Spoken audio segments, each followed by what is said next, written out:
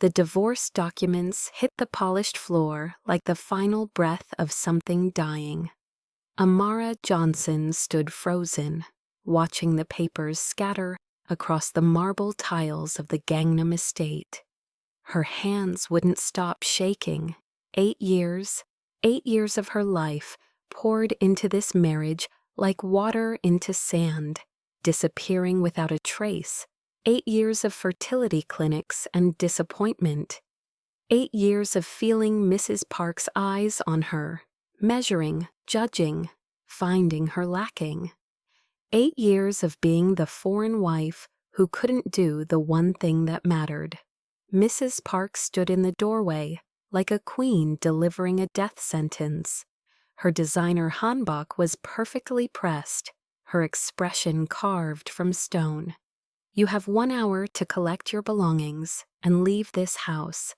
The staff will supervise to ensure nothing of value goes missing. Amara's voice came out as a whisper. Where will I go? That should have been your concern before you wasted 8 years of my son's life. Mrs. Park's words were surgical, precise, designed to cut deep. You are not one of us. You will never be one of us. And you cannot even fulfill the basic duty of producing an heir to justify your presence in this family. The words landed like physical blows. Amara had spent 8 years learning Korean until she dreamed in it. She'd memorized every custom, every bow, every proper form of address. She'd abandoned her career in international law, left her friends, left Lagos and everything familiar. She'd endured the whispered conversations at family dinners, the sympathetic glances from Junho's brothers, the way his mother tracked her cycle on a calendar like she was livestock. And Junho, her husband, the man who'd sworn to stand beside her through everything, he was in the corner of the room, staring at his phone like it was the most fascinating thing in the world. You're really going to let her do this? Amara's voice cracked. You're not going to say one word. He finally looked up. His eyes were empty. What do you want me to say, Amara? She's right. This isn't working. 8 years and nothing. I need children. I need sons. You can't give me that, so what's the point of continuing? Something inside Amara's chest shattered. A clean break, permanent and complete. She'd loved this man.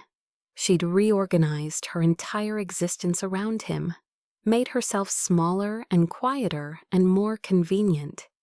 And he was discarding her like yesterday's newspaper. Fine. She wiped her eyes with the back of her hand, stood straighter. I'm taking the car. I paid for it before we married with my own money. You'll take nothing. Mrs. Park's voice snapped like a whip. Every item you possess came through this family's generosity. You'll leave with whatever you're wearing and consider yourself fortunate. We don't pursue legal action. Amara looked at Junho one last time, hoping for something, anything. He'd already returned to his phone. She walked upstairs to their bedroom, the room where she'd spent countless nights staring at the ceiling, the room where hope had died a month at a time, until nothing remained but exhaustion. She packed one bag, passport, phone, a change of clothes, her grandmother's ring. Everything else could stay. It meant nothing now. When she returned downstairs, Mrs. Park had brought 2 security guards. They'll escort you to ensure there are no misunderstandings. Amara laughed.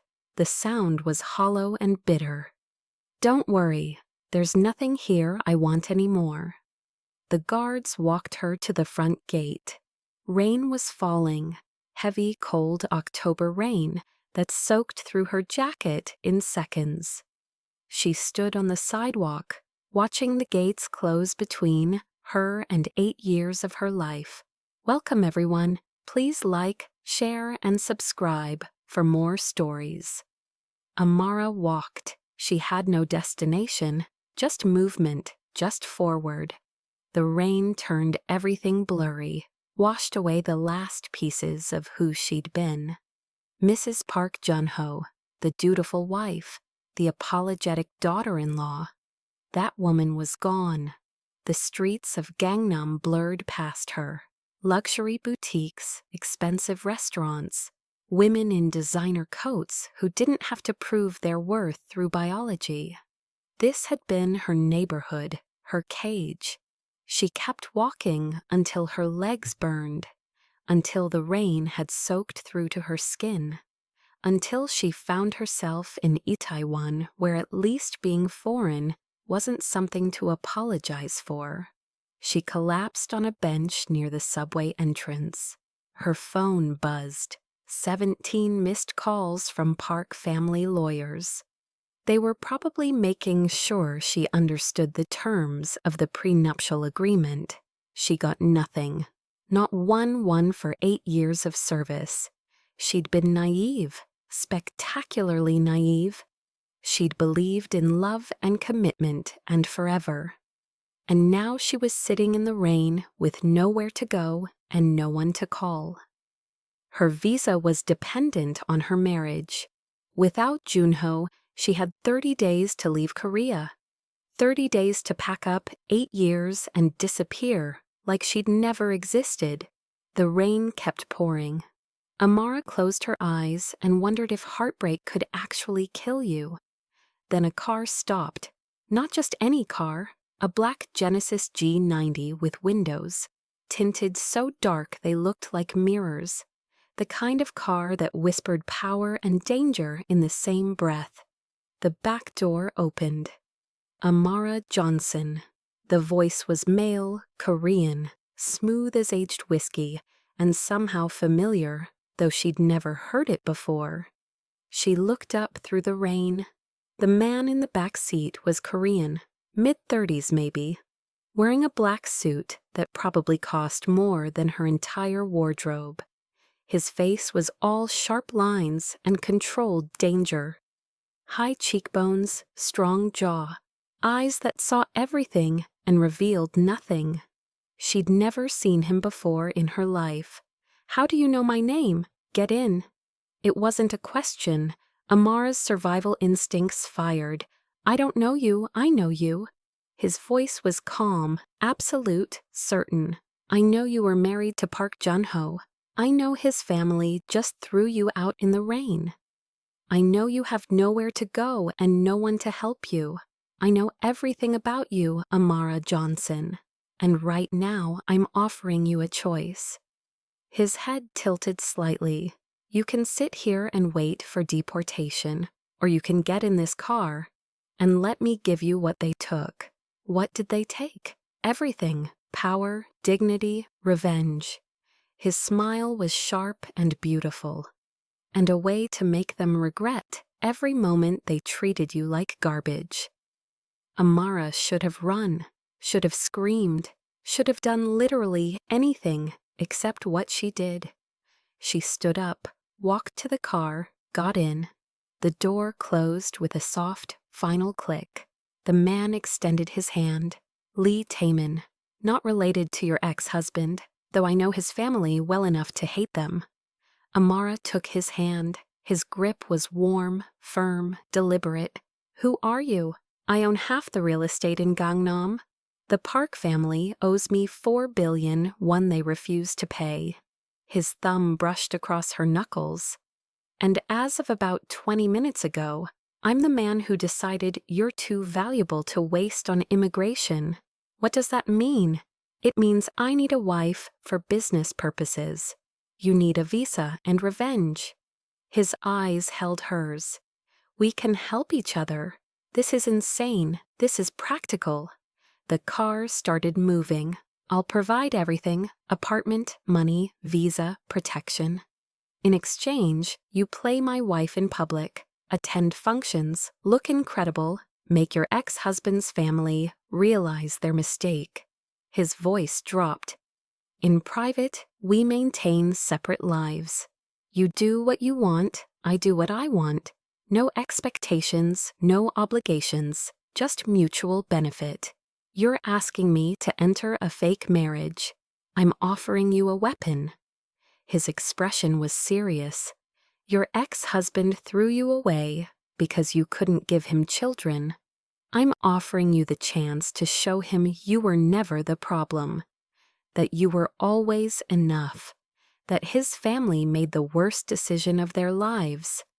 And I just have to pretend to be your wife? You just have to be yourself." He smiled slightly. Strong, beautiful, absolutely unbreakable. Everything they tried to destroy. The car pulled up to a building in Gangnam. Not just any building, one of the elite residential towers. The kind Amara had only glimpsed from taxis. Lee Taemin's penthouse occupied the entire top floor. Floor-to-ceiling windows overlooking Seoul. Furniture that looked like sculpture. A kitchen that belonged in a magazine. "This is where you'll live." He walked to the windows. "The master bedroom is through there. I maintain an apartment on the floor below. We'll keep up appearances in public. In private, you have complete freedom." Amara's head was spinning. Why me? Why not any other woman in Seoul? Because you have something they don't. He turned to face her. "Fire. You just lost everything, and you're still standing. I watched you walk through that rain for an hour. You didn't collapse. You didn't break. You just kept moving." His voice softened. "That's the kind of strength I need, not some society princess who falls apart under pressure. You, Amara." She looked out at Seoul glittering below like a kingdom of broken promises. "What do you really want? The truth? Always." "I want to destroy the Park family. Junho's father embezzled from my company. He refuses to pay, claims I have no proof, no leverage." His smile was cold. "But scandal is better than any lawsuit. And what's more scandalous than his rejected daughter-in-law marrying his biggest business rival? You want to use me for revenge. I want to give you revenge." He was close now, close enough that she could smell his cologne. Something expensive and dark. "You have every right to hate them. I'm offering you the tools to make that hatred mean something. And if I refuse, then I'll have my driver take you back to Itaewon and wish you the best." His eyes were completely serious. "I don't force anyone into anything, Amara. This is your choice, your life. I'm just offering an alternative to destruction." She should refuse, should walk away, should go back to Lagos and rebuild far from this place that had broken her. But the thought of Junho seeing her thriving, married to someone more powerful than his entire family. The thought of Mrs. Park's face when she realized Amara hadn't vanished, hadn't been erased. Revenge tasted sweet, even in imagination. "I'll do it." The words escaped before she could reconsider. Lee Taemin smiled. It was beautiful and terrifying in equal measure. "Good. We'll marry tomorrow. Civil ceremony, simple. 2 weeks after that, we'll attend the autumn charity gala, where Seoul's elite gather, including the Park family." His eyes gleamed. "We'll make sure they understand exactly what they lost." Amara felt like she was standing at the edge of an abyss. One step forward, and everything would change irreversibly. Tomorrow. Her voice was steady. "That soon.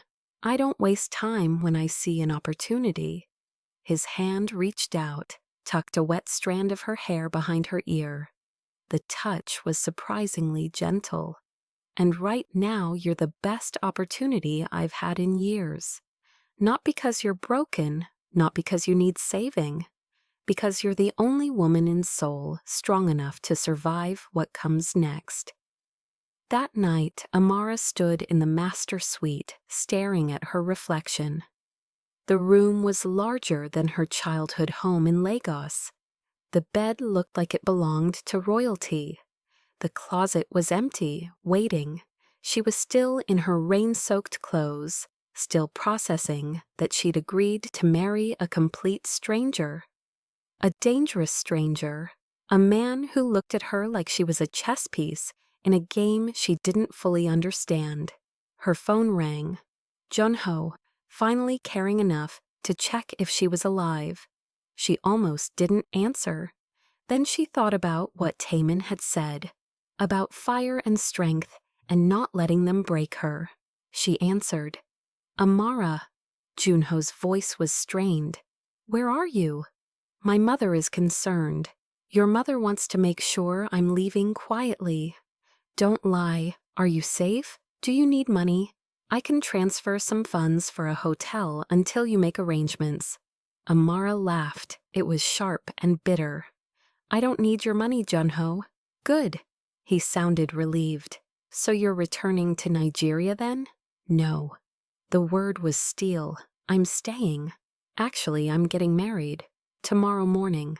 Silence. Long, shocked silence. "What did you say?"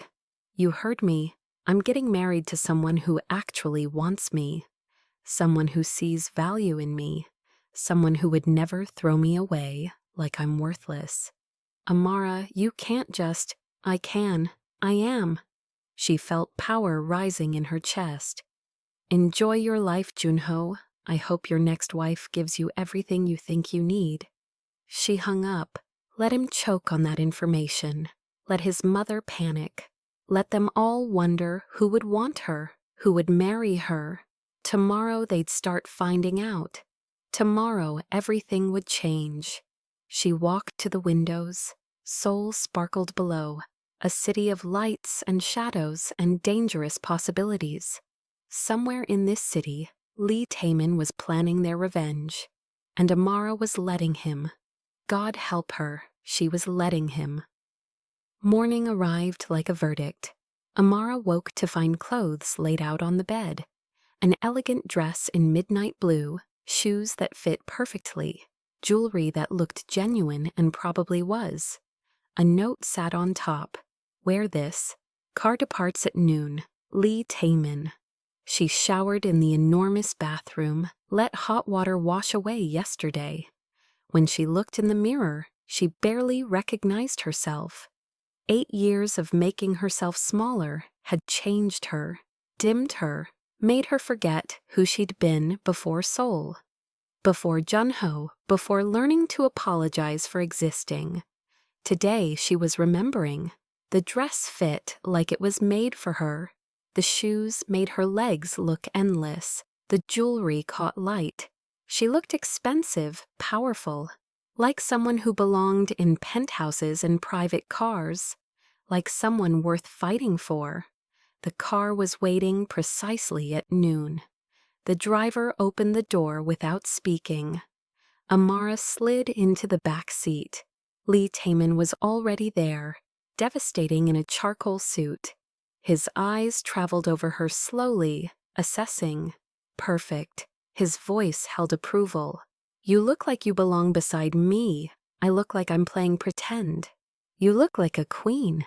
He handed her a small velvet box. "This is yours." Inside was a wedding ring. Not just any ring. A platinum band with a diamond so large it looked impossible. "This is excessive. It's exactly right." He took the ring, slid it onto her finger. The metal was warm from his pocket. "You're becoming Mrs. Taemin. You need to look the part. Don't you need a ring?" He pulled a matching platinum band from his pocket, slipped it on his own finger. "There. Now we match." The registry office was quiet, efficient, bureaucratic. They filled out forms, signed documents, answered questions.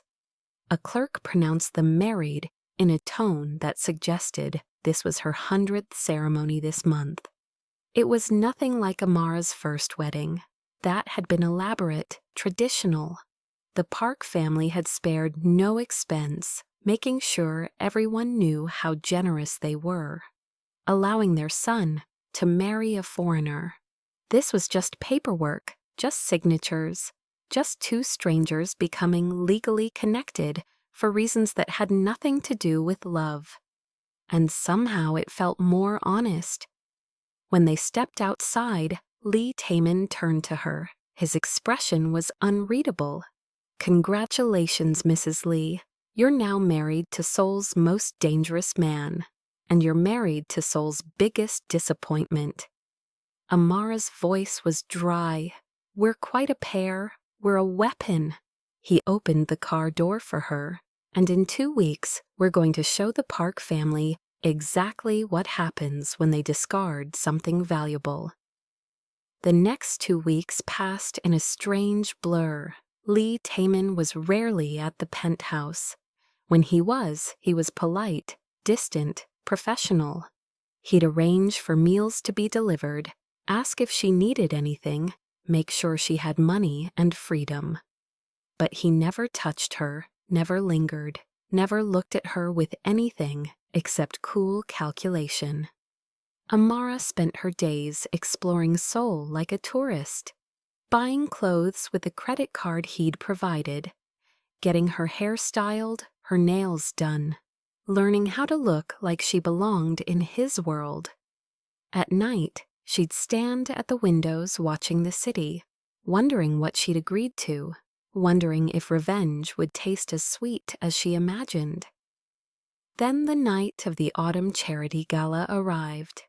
Amara stood before the mirror, barely recognizing herself. The dress was a masterpiece, deep emerald that made her dark skin glow, hugging her curves perfectly. The back was cut daringly low, perfect. Taemin entered the room and stopped. For the first time since they'd met, his composure cracked. His eyes widened, his breath caught, his hand tightened around the glass he was holding. "Amara," he crossed to her slowly. "You look stunning." She turned to face him. His voice was rough, dangerous, untouchable, magnificent. He circled her slowly. "The color makes your skin luminous. The cut shows your strength. And that expression," he smiled, "that expression says you're about to destroy everyone who underestimated you. Is that what you see? That's what everyone will see." He stopped in front of her, his hand lifted toward her face, hovering. "May I?" Amara nodded, not trusting her voice. His fingers traced her jaw, gentle, reverent. "You're the most beautiful woman I've ever seen. And tonight, you're mine." The words sent electricity down her spine. "Yours, my wife, my partner, my equal." His eyes held hers. "Every man in that room will want you. Every woman will envy you." "And your ex-husband," his smile turned sharp, "your ex-husband will realize he made the worst mistake of his pathetic life." Amara's heart was racing. This was supposed to be business, fake, revenge. So why did his touch feel like fire? Why did his words make her feel seen in a way she'd never felt before? The gala was held at one of Seoul's most exclusive hotels. The ballroom glittered with crystal chandeliers and champagne and the cream of Korean society. Taemin's hand rested on the small of Amara's back as they entered. The touch was possessive, protective, deliberate. Every eye turned to them. Amara heard the whispers start immediately. "That's Taemin. Who's the woman? I've never seen her. She's gorgeous. Is she foreign? She must be important." Then they reached the center of the ballroom, and Amara saw them. Junho and his family. His mother held court among society wives. His father talked with business associates. His brothers clustered together. And Junho stood with a woman on his arm. Young, Korean, pretty, in a delicate way. The kind of woman his mother would approve of. The kind who would give him sons. Their eyes met across the room. Amara watched his face drain of color, watched his mouth fall open, watched him stare at her like she was a ghost he couldn't believe existed. Then Taemin pulled her closer. His lips brushed her ear. Breathe, smile, let them drown in their regret. Amara smiled. It was radiant, devastating. The smile of a woman who'd risen from ashes and emerged as fire. Junho started toward them, his family following like sharks sensing blood. Amara's heart pounded, but Lee Taemin's hand was steady on her back, anchoring her, reminding her she wasn't alone. Amara, Junho's voice was strangled.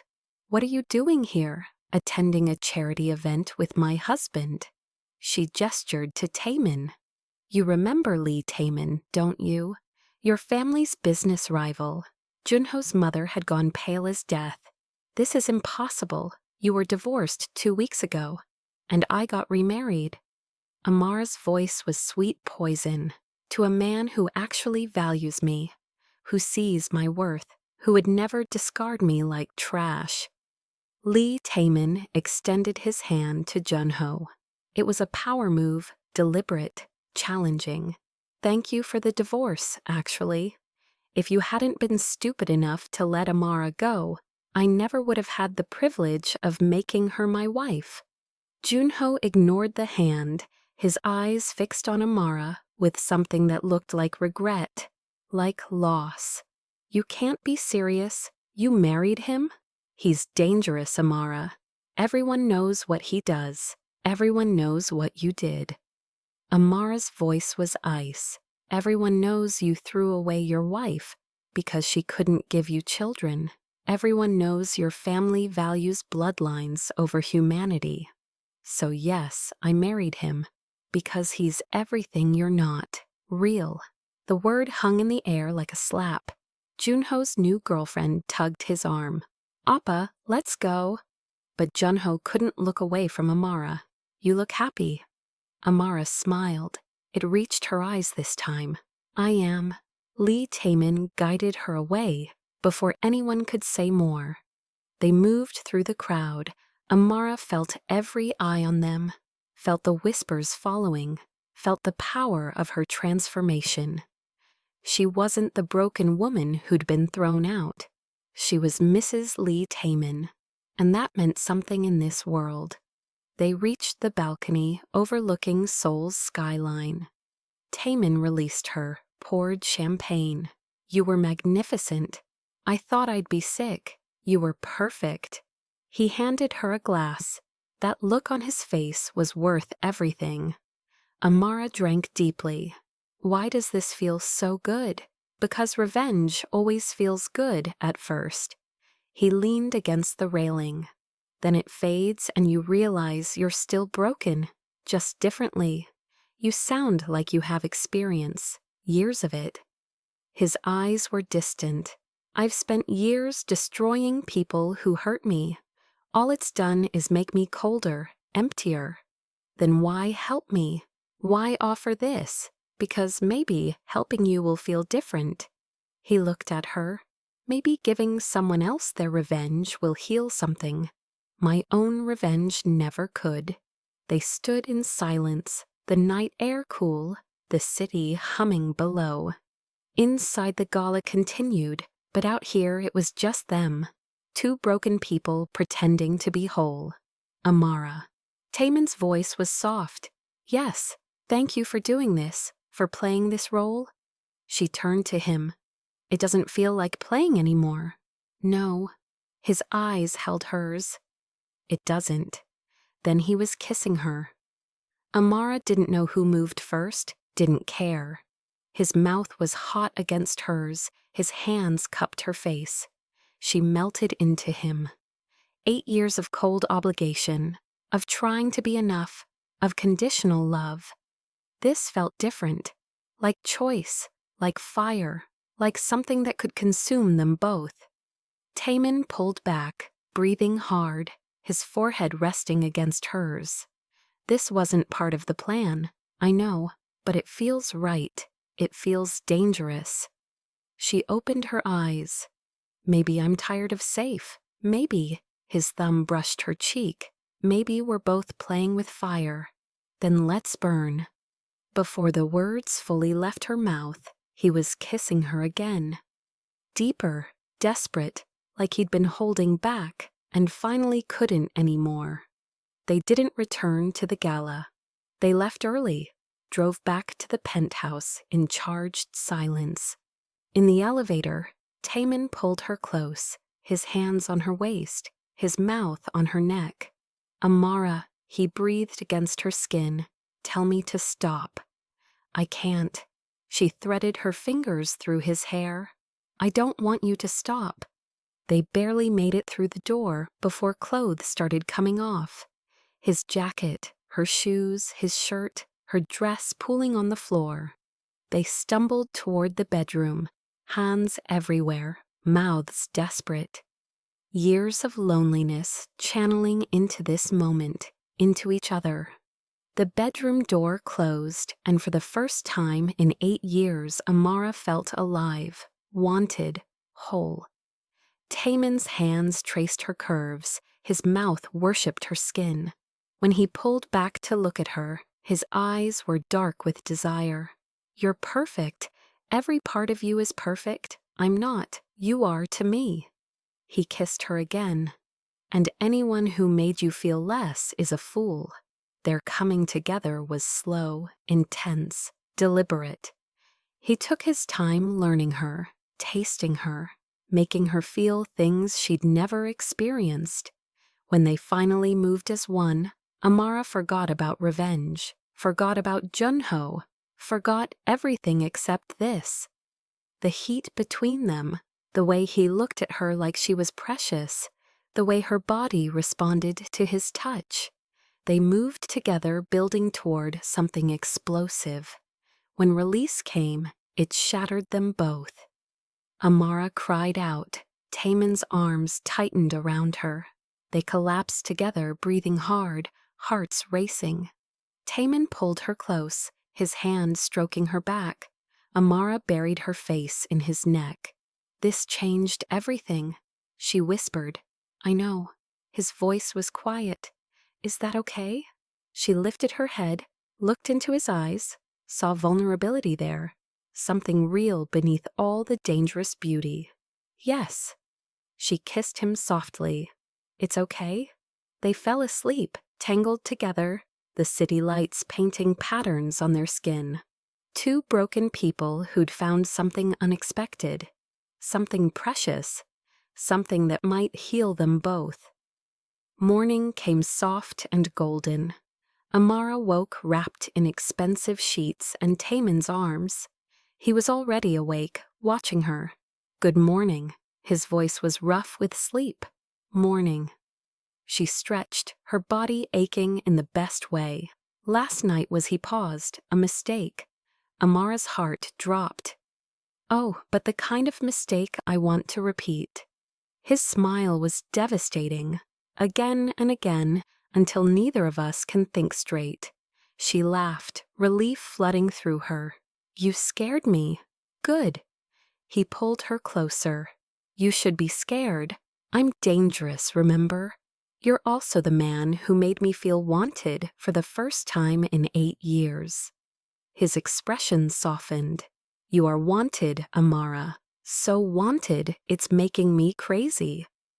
They stayed in bed for hours, talking, touching, learning each other in ways that had nothing to do with revenge or business or fake marriages. He told her about his childhood, about growing up poor, about building his empire from nothing, about the enemies who wanted him destroyed. She told her about Lagos, about her family, about coming to Korea full of dreams, about how those dreams had died under Junho's indifference. "We're both survivors," she said quietly. "Yes." He kissed her forehead. "Maybe that's why this works. We understand each other. We don't need fixing, just understanding." "Exactly." A knock interrupted them. Taemin cursed in Korean. "What?" His assistant's voice came through the door. "Boss, you need to see the news. Now." They dressed quickly, rushed to the living room. The television was already on. The headlines made Amara's blood turn cold. Breaking: Lee Taemin marries ex-wife of business rival. Below was a photo from last night.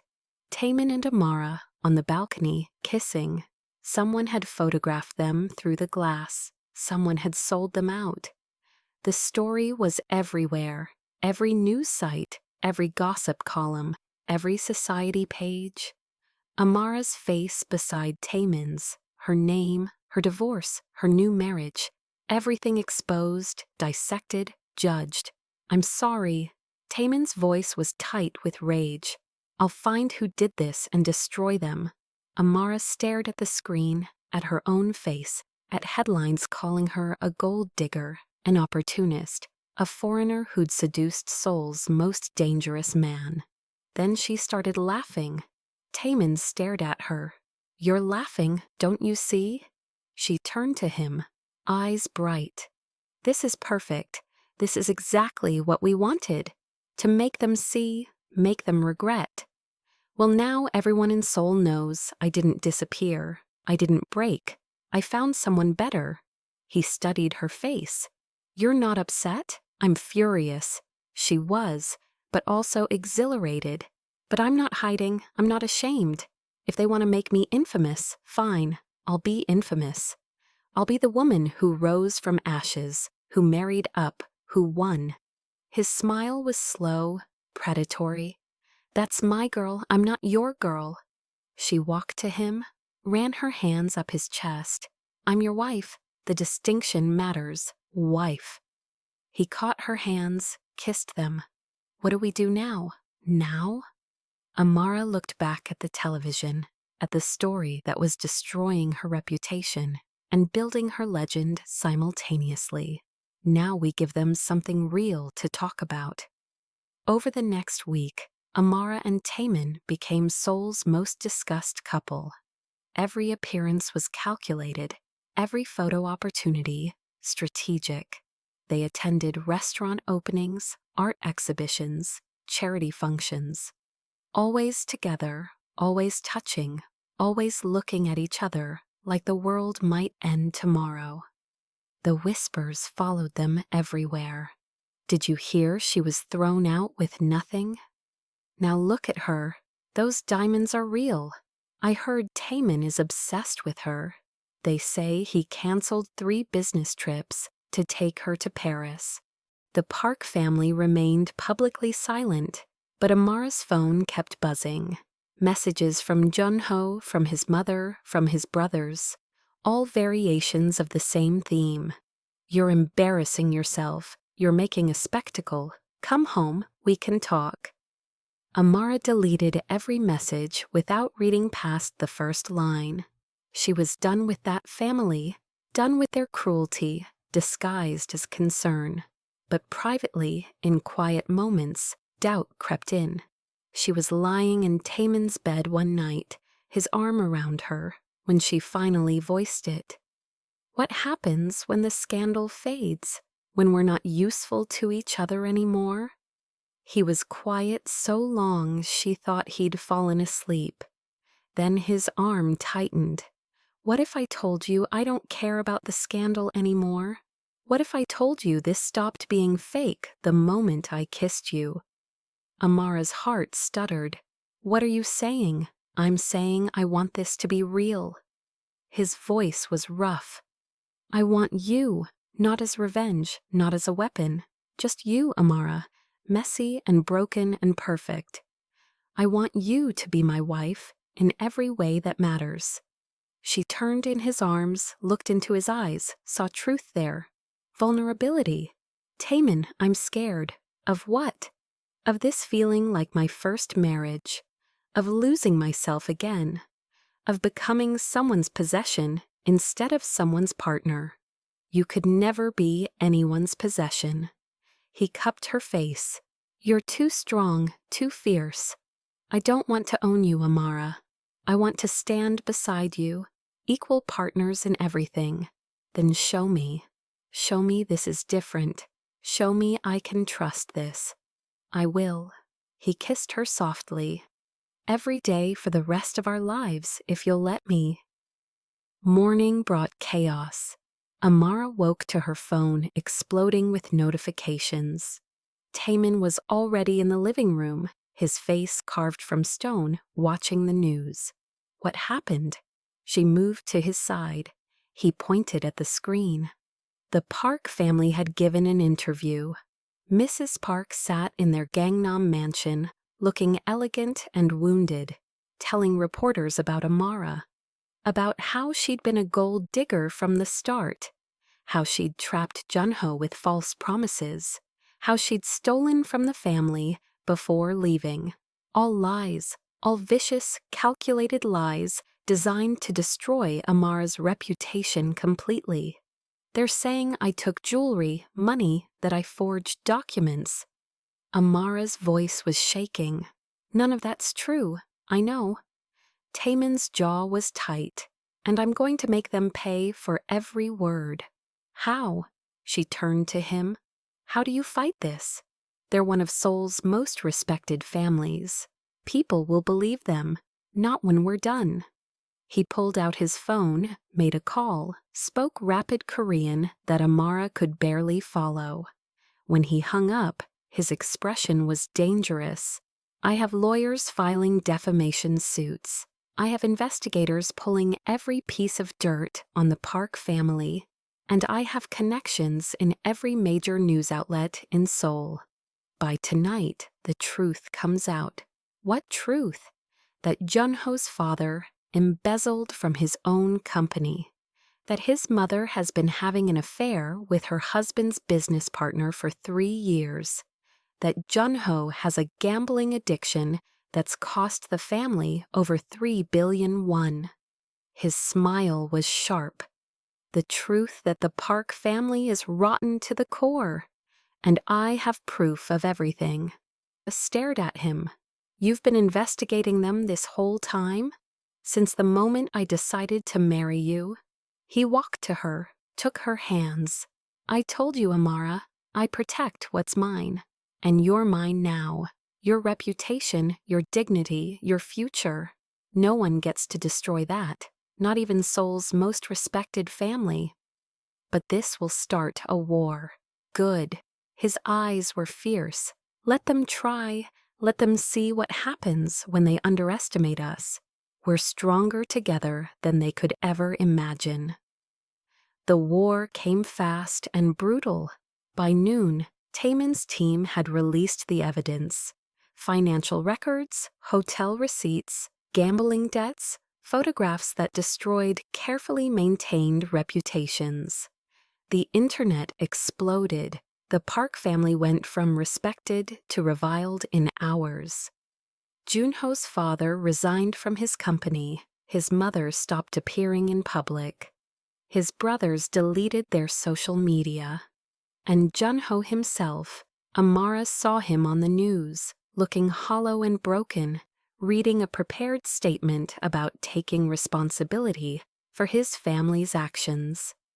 She should have felt vindicated, triumphant. Instead, she just felt empty.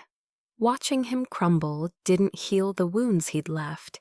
It just reminded her how much time she'd wasted loving someone who never deserved it. Taemin found her at the windows, staring out at Seoul.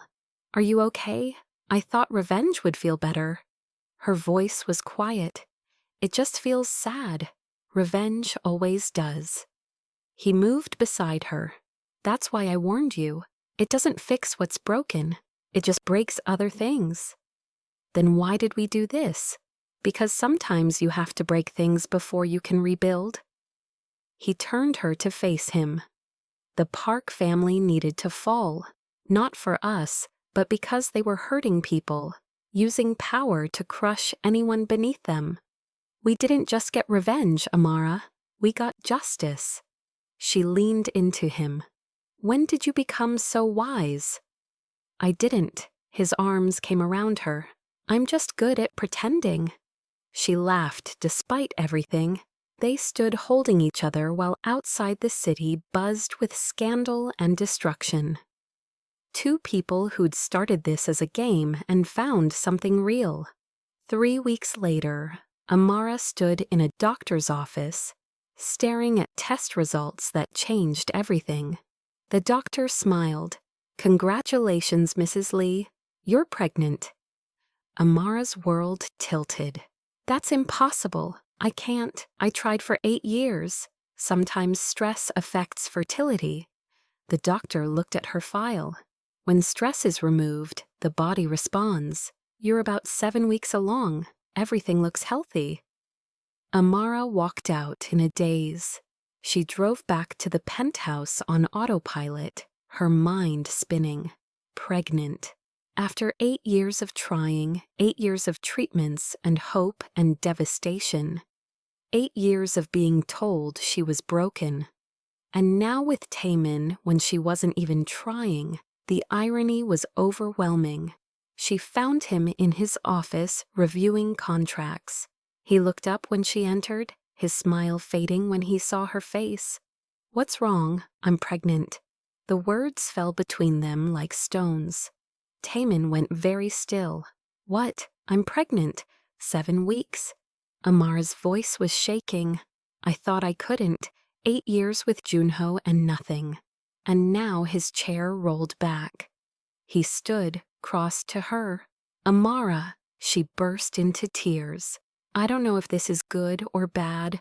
I don't know if you want this. I don't know if I want this. This wasn't our plan. This was supposed to be fake, and now it's real, and I'm terrified. Hey." He pulled her close, his hand stroking her back. "Breathe, just breathe. I'm sorry. I don't know why this happened. Don't apologize." His voice was fierce. "Don't you dare apologize." He pulled back, cupped her face, made her look at him. "Do you know what I think? I think your body knew it was finally safe. Finally loved. Finally home. I think you weren't broken. You were just with the wrong person. And now you're with the right one. You want this?" She searched his eyes. "Yes." His answer was immediate. "I want this. I want you. I want our child. I want everything with you, Amara. Everything we can build together." They stood holding each other while the enormity sank in. This was real now. Completely real. No more pretending, no more games. Just them and the life growing inside her. The next months were a blur of appointments and morning sickness, and Taemin becoming impossibly protective. He insisted she stop doing anything stressful, treated her like she was made of glass. "I'm pregnant, not dying." She complained one morning when he tried to carry her to the couch. "You're precious." His jaw was set. "Both of you are. I'm not taking chances. You're being ridiculous. I'm being careful." He settled her on the couch, arranged pillows around her. "There. Comfortable?" "Taemin." She grabbed his hand. "I love you, but if you don't let me walk, I'll lose my mind." He sat beside her, his hand going to her stomach. Their baby was the size of a peach now, small and perfect and theirs. "I'm scared." His confession was quiet. "What if something happens? What if I can't protect you? What if—" Amara pressed her finger to his lips. "Nothing's going to happen. We're fine. I'm healthy. The baby's healthy. You can't control everything. I can try." She laughed. "That's what I love about you, and also what drives me crazy." "Good." He kissed her. "I want to drive you crazy. Want to make you as insane as you make me." At 6 months, Amara's pregnancy became public knowledge. The media went wild. Headlines everywhere. Lee Taemin's wife expecting. Will the baby heal the scandal? Is this publicity? Amara ignored most of it, but one headline made her pause. Park Junho's statement on his ex-wife's pregnancy. She shouldn't have opened it, but she did. Junho's statement was brief. "I'm happy for Amara. I hope she finds the family she always wanted. I regret how our marriage ended. She deserved better." It wasn't an apology, but it was close. Amara showed it to Taemin that night. He read it, his expression unreadable. Does it matter what he thinks? No. She took the phone back. It doesn't. You're my present and future. He's just the past. And the past can't hurt me anymore. Good. He pulled her into his arms. Because I'm done fighting ghosts, I'm ready to focus on this, on us, on our family. Amara rested her head on his chest, felt their baby kick, felt the steady beat of his heart. Me too. The nursery was painted soft yellow, gender neutral. They decided not to find out, wanted the surprise. Taemin spent hours assembling furniture. Amara painted clouds and stars on the walls. They'd turned empty space into something full of hope. This is perfect. Amara stood in the doorway at 8 months, her hand on her swollen belly. It's ours. Taemin came up behind her, wrapped his arms around her. Everything's ours now. No more pretending, no more games, just this. She leaned back against him. I never thought I'd have this. Family, love, a baby, someone who sees me. You have it. His hand covered hers on her stomach. And you'll have it forever. I'm not going anywhere, Amara. Ever. Promise, promise. At 9 months, everything changed. Amara was home alone when the pain started. Sharp, intense, too early. She called Taemin, her voice tight with fear. Something's wrong. I'm coming. She heard him moving, giving orders. Stay calm. Call the doctor. I'll be there in 8 minutes. The doctor confirmed her fears. Early labor. The baby was coming 2 weeks early. Amara was wheeled into delivery. Taemin held her hand the entire time, his face pale but his grip steady. You can do this, his voice was certain. You're the strongest person I know. You can do anything. It hurts. I know. He pressed his lips to her forehead. But soon we'll meet our baby. Soon this will be worth it. 2 hours of pain, of pushing, of fear that something would go wrong. Then the sound of crying, small and angry and perfect. A boy, the doctor announced, small but healthy. Amara, you have a son. Taemin's face crumbled.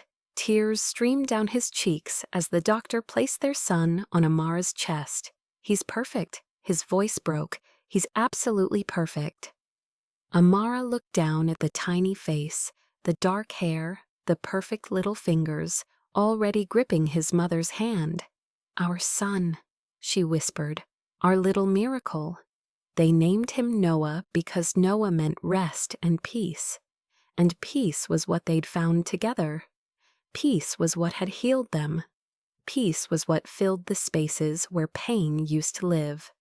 The first weeks were exhausting. Noah was tiny but fierce, cried when hungry, slept when he wanted, demanded attention constantly.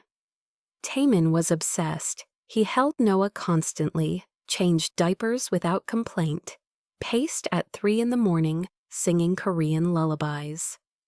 Amara would wake to find him at the nursery window, Noah in his arms, talking to him about the city below, telling him about the empire he'd built, the mistakes he'd made, the woman who'd saved him. Your mother is extraordinary, he whispered one night, not knowing Amara was listening from the doorway. She came into my life when I was cold and empty. She taught me how to feel again, how to love, how to be human. His voice was soft, and now she's given me you, the most precious thing I've ever held. Amara's heart ached with love. She'd married this man for revenge, for survival, for reasons that had nothing to do with love, and somehow, impossibly, she'd found everything she'd ever wanted. Noah's first birthday was celebrated in the penthouse, just family. Amara's mother had flown in from Lagos. Taemin's grandmother came from Busan. A few close friends. Nothing like the elaborate parties Seoul's elite threw. Just people they loved watching their son discover cake. Junho sent a gift, a silver rattle with Noah's name engraved. Amara almost sent it back. Then Taemin stopped her. He made a mistake. His voice was quiet. A terrible mistake. But this is him trying. You don't have to forgive him. But maybe you can accept that he's trying. Amara kept the rattle, put it in Noah's room. Maybe one day she'd tell her son about her first marriage, about the pain that led to something beautiful. But not yet. Not for years. For now, Noah only needed to know he was loved, completely, unconditionally, forever. 5 years after they married, Amara and Taemin stood on the balcony where they'd first kissed. Noah was asleep inside. The city sparkled below. "Do you ever regret it?" she asked quietly. "Marrying me?" "Never." His arm came around her waist. "Best decision I ever made, even though it started as a lie, especially because it started as a lie." He turned her to face him. It taught us that sometimes the best things come from the worst situations, that broken people can heal each other, that revenge isn't as sweet as love. His thumb traced her jaw. "You saved me, Amara. From myself, from loneliness, from becoming the monster everyone thought I was. You saved me first." She leaned into his touch. "From despair, from believing I wasn't enough, from a life half-lived." They kissed soft and sweet and full of promise. Behind them through the glass, Seoul hummed with life. A city that had once rejected Amara, that had broken her, that had rebuilt her into something stronger. "I love you," she whispered against his lips. "I love you more." He smiled. Impossible, necessary. They stood holding each other while the world moved around them. Two people who'd started as strangers, who'd used each other for revenge, who'd found something neither expected. Love. Real, honest, unbreakable love. And as the city lights painted patterns on their skin, as their sons slept peacefully inside, as their future stretched bright and certain before them, Amara finally understood. She hadn't been broken, she'd been planted. And from that pain, from that devastation, from that moment when she thought her life was over, she'd grown into something more beautiful than she'd ever imagined. She'd grown into herself, into a mother, into a wife, into a woman who knew her worth. And she'd grown with a man who saw her, all of her, the broken parts and the healed parts, the scared parts and the fierce parts, all of her, and loved every single piece. Their story had started with divorce papers and rain and revenge, but it had become something else entirely. A love story, messy and complicated and absolutely perfect.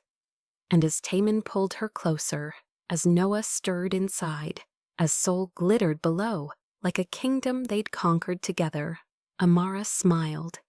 Because she was home. Finally, completely, irrevocably home. The past couldn't hurt her anymore. The future was theirs to build. And the present was everything she'd ever wanted. Love, family, a man who saw her worth, a son who carried their hope, a life rebuilt from ashes. She'd been thrown out by her husband's family for being infertile. She'd been told she was worthless, broken, less than human. And then a dangerous man had appeared in the rain, had offered her revenge, had given her so much more, had given her everything. And now, standing in his arms, with their son sleeping peacefully inside, with Seoul spread below, like a promise kept, Amara finally believed it. She was enough. She had always been enough. She just needed someone to see it. And Lee Taemin, the dangerous man, the stranger who'd become her everything, he saw it. He saw her. And that made all the difference.